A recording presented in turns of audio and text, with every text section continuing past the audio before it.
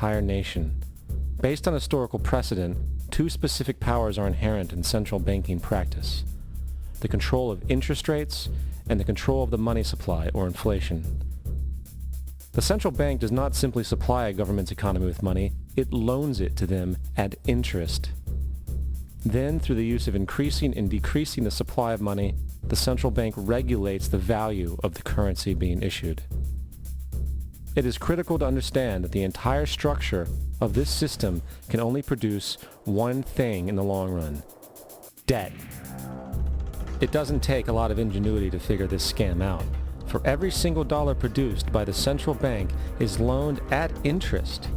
That means every single dollar produced is actually the dollar plus a certain percent of debt based on that dollar. And since the central bank has the monopoly over the production of the currency for the entire country, and they loan each dollar out with immediate debt attached to it, where does the money to pay for the debt come from? It can only come from the central bank again, which means the central bank has to perpetually increase its money supply to temporarily cover the outstanding debt created, which in turn, since that new money is loaned out at interest as well, creates even more debt. The end result of this system without fail is slavery, for it is impossible for the government and thus the public to ever come out of the self-generating debt. The founding fathers of this country were well aware of this.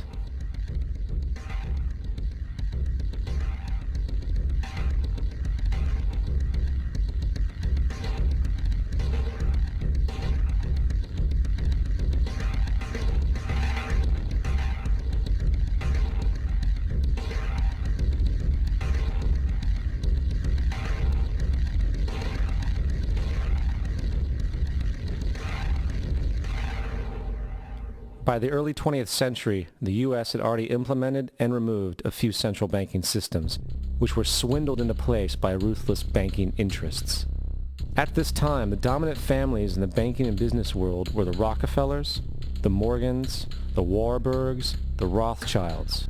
And in the early 1900s, they sought to push once again legislation to create another central bank. However, they knew the government and public were very weary of such an institution, so they needed to create an incident to affect public opinion. So, J.P. Morgan, publicly considered a financial luminary at the time, exploited his mass influence by publishing rumors that a prominent bank in New York was insolvent or bankrupt. Morgan knew this would cause mass hysteria, which would affect other banks as well. And it did. The public, in fear of losing their deposits, immediately began mass withdrawals. Consequently, the banks were forced to call in their loans, causing the recipients to sell their property, and thus a spiral of bankruptcies, repossessions, and turmoil emerged. Putting the pieces together a few years later, Frederick Allen of Life magazine wrote, "The Morgan interests took advantage to precipitate the panic, guiding it shrewdly as it progressed." Unaware of the fraud, the Panic of 1907 led to a congressional investigation headed by Senator Nelson Aldrich, who had intimate ties to the banking cartels and later became part of the Rockefeller family through marriage. The commission, led by Aldrich, recommended a central bank should be implemented so a panic like 1907 could never happen again. This was the spark the international bankers needed to initiate their plan. In 1910, a secret meeting was held at a J.P. Morgan estate on Jekyll Island off the coast of Georgia. It was there that the central banking bill called the Federal Reserve Act was written. This legislation was written by bankers, not lawmakers. This meeting was so secretive, so concealed from government and public knowledge that the 10 or so figures who attended disguised their names when en route to the island. After this bill was constructed, it was then handed over to their political frontman, Senator Nelson Aldrich, to push through Congress. And in 1913, with heavy political sponsorship by the bankers, Woodrow Wilson became president, having already agreed to sign the Federal Reserve Act in exchange for campaign support. And 2 days before Christmas, when most of Congress was at home with their families, the Federal Reserve Act was voted in, and Wilson in turn made it law. Years later, Woodrow Wilson wrote, in regret,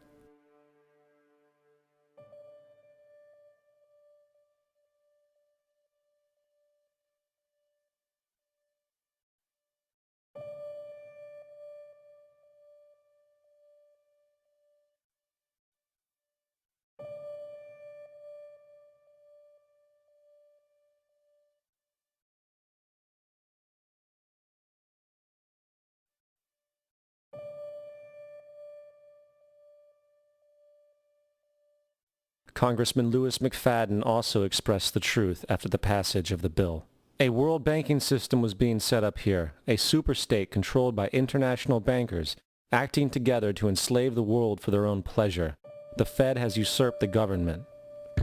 Now, the public was told that the Federal Reserve System was an economic stabilizer, and inflation and economic crises were a thing of the past. Well, as history has shown, nothing is further from the truth. The fact is, the international bankers now had a streamlined machine to expand their personal ambitions. It's alive! It's alive!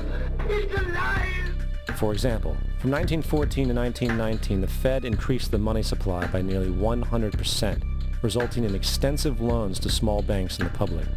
Then, in 1920, the Fed called in mass percentages of the outstanding money supply, thus resulting in the supporting banks having to call in huge numbers of loans, and just like 1907, bank runs, bankruptcy, and collapse occurred.